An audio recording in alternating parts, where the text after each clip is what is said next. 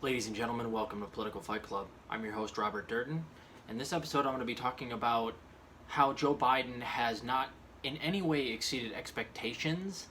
And this is a talking point being spun out there by neoliberals, but also, sadly, the Squad has been running with this a lot lately, and it's super frustrating. Even Noam Chomsky ran with this recently, and it's so frustrating to see people that I normally would trust to say the right things on the left to rhetorically basically adopt what the neoliberals want us to think and just adopting that talking point. So it's frustrating to me.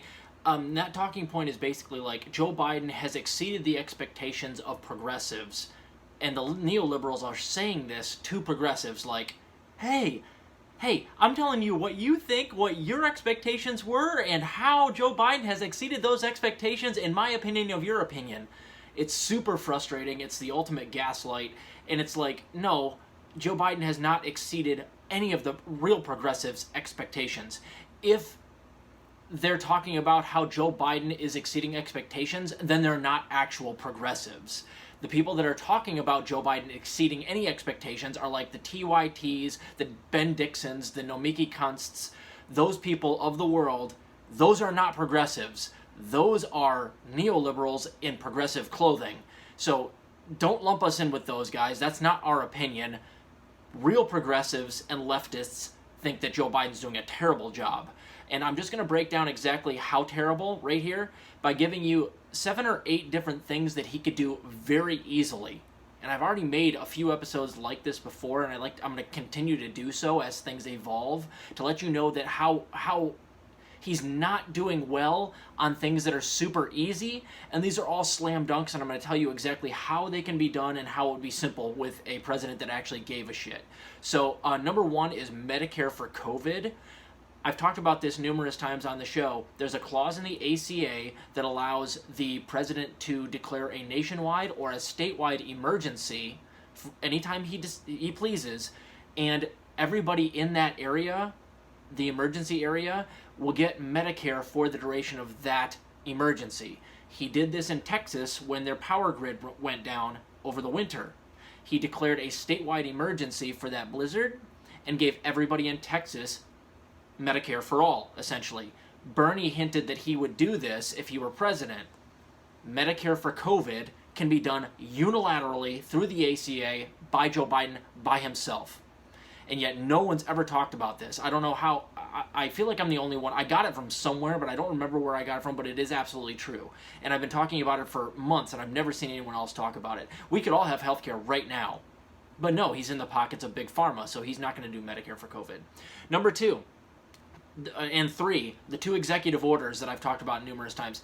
He can legalize marijuana or decriminalize it by removing it as a Schedule I drug. Executive order. 3, he can forgive all student loan debt. He can use the Higher Education Act of 1965, Section 432A, to forgive all student loans. All of them. So all this nonsense rhetoric out there about 50K or 10K is all we can do legally, bullshit. Go read it yourself. Go look it up. You can forgive all student loan debt. Section 432A of the Higher Education Act of 1965. And he's not doing that. It would be an economic boon for so many, and it would help our economy tremendously because it unleashes so many people that are shackled by student debts under the age of 40, which is a lot of people, myself included. So he hasn't done that. He can do either of those things via executive order, among other things. 4, $15 minimum wage. All he had to do to get $15 minimum wage included in the rescue plan was overrule the Parlaimentarian and make sure that Kamala Harris breaks the tie in the Senate. And of course then making sure Joe Manchin votes for it, which is all you got to do is the carrot and stick approach, which is just offer Joe Manchin some sort of reward for voting correct on it and threaten him if he doesn't vote correct on it, that his career's over. You're going to campaign against him. You're going to shine the world's biggest spotlight on the fact that he voted down the $15 minimum wage and his career's over. That's all you had to do, and he didn't do it. So $15 minimum wage died because Joe Biden wasn't willing to strong-arm anybody or play politics in any way. And he was, on the side of $15 minimum wage during the campaign trail. That was one of the things that he promised. was dead. He didn't fight for it. It was all a lie. Every bit of what Biden said on the campaign trail is a lie. Number 5, he's not overruling the parliamentarian on anything, and here are 3 examples that are super easy, particularly this first one. The PRO Act. He could get the PRO Act, the Protect the Right to Organize Act, included in the jobs plan coming up if he just agreed to overrule the parliamentarian or fire her. Fuck a filibuster. You don't need to worry about the filibuster if you just overrule the parliamentarian and make sure that Sinema and Manchin vote correct, which takes a little bit of leverage.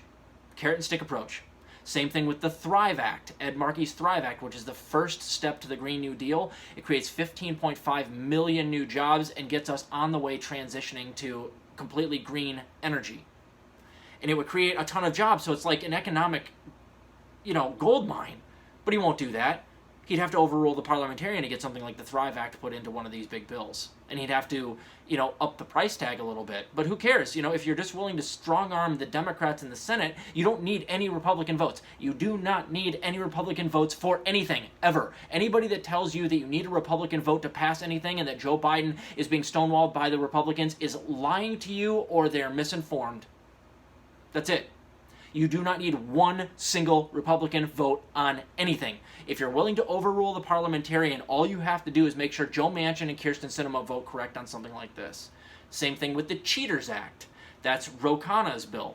The Cheaters Act could be included in one of these things because they're talking about the budget and how we're going to reformulate our tax rates, but also how we're going to collect taxes. The Cheaters Act, creates $1.2 trillion over the next 10 years, $120 billion a year for all you mathematicians out there, by simply closing tax loopholes exploited by hyper-wealthy and the corporations. That's all it does. It just closes tax loopholes like JFK did back in the day. It would make the effective rate go up in a lot of these things, and you re-audit everybody. It creates a ton of money. Joe Biden could easily get it in there. It basically only targets the hyper-wealthy, like billionaires and CEOs. But he's not pushing for that because he's not going to overrule the parliamentarian, and he doesn't care about taxing the wealthy a lot. So he could easily do any of those things if he were just willing to strong-arm a few Senate Democrats on immensely popular issues, by the way. It'd be easy to strong-arm them. And he's not willing to overrule Elizabeth McDonough, the parliamentarian. He could force the TRIPS waiver.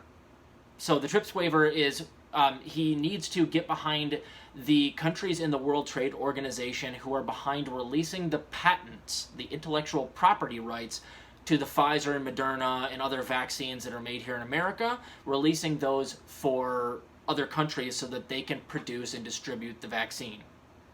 He should absolutely do that. He could easily do it. I don't think he's done it, and if he has, it's been a very soft endorsement. He needs to get in there and throw his weight around in the World Trade Organization.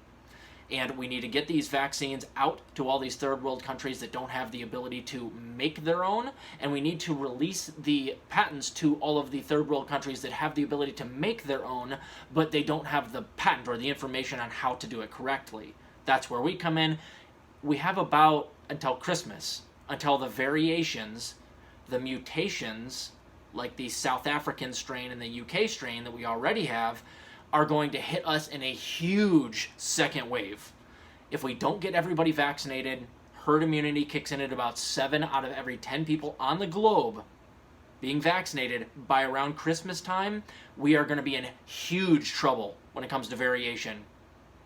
So we have that much time to get all these third world countries vaccinated like we are.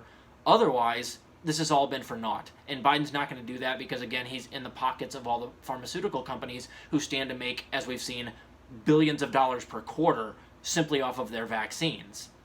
They're not going to allow that, so Biden's not going to allow that. So that's something he could do easily, and it's maybe the most important thing at this moment that I have on this list, and he's not going to do dick about it. You could tell Netanyahu and the Saudis to fuck off. You could say no more money for bombing the Yemen people, no more money for bombing the Palestinian people. You guys are all both committing war crimes and genocide. No more money, period.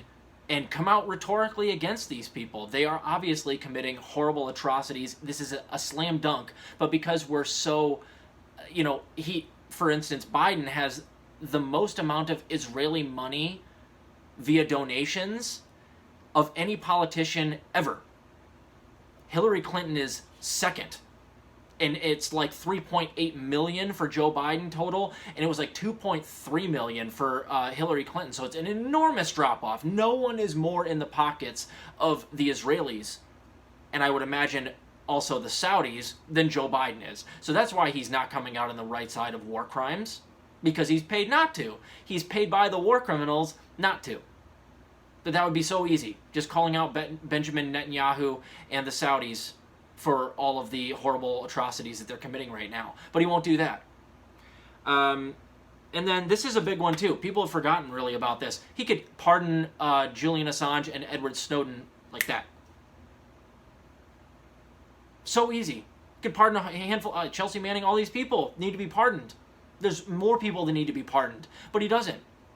Because he's not in favor of free speech. He still would rather demonize Snowden and Assange for, respectively breaking the case and revealing to the American people that were being spied on by the NSA, that's Snowden, and Assange, uncovered all of those war crimes and showed us all. Not to mention, Assange also helped us with, like, the Podesta emails, showing us exactly how much Hillary Clinton was cheating in our elections against Bernie Sanders. So Joe Biden doesn't give a shit about the NSA spying on us. He doesn't care about having clean elections. If there were clean elections, he might not be president right now, because he probably wouldn't have won the primaries.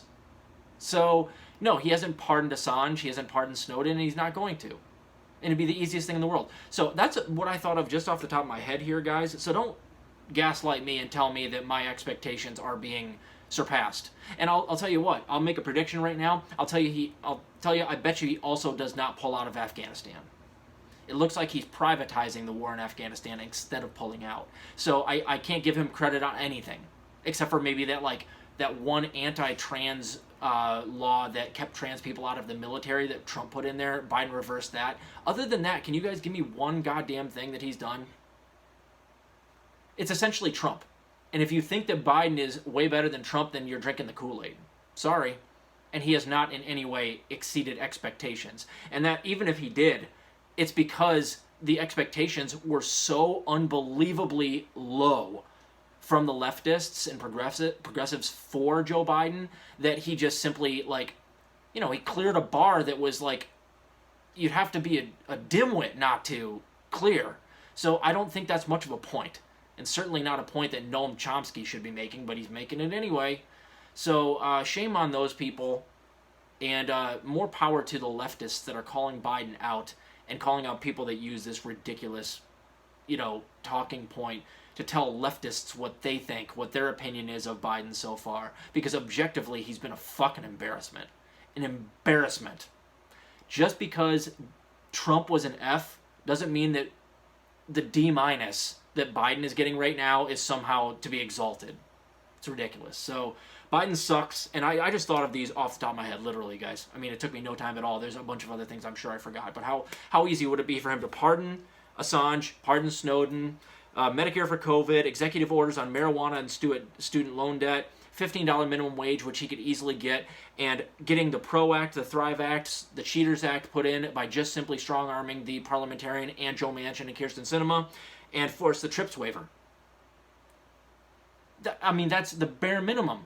And he's not even coming close to doing those things. He's on the wrong side of all this stuff. And Netanyahu, forget about it. He's on the side of war criminals. Exceeding my expectations.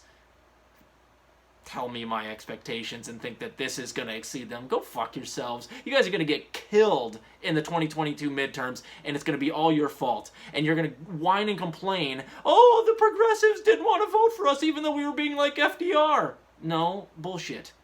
Bullshit. You weren't ever being like FDR. The leftists have been calling you out and Biden out for being ridiculously horrible.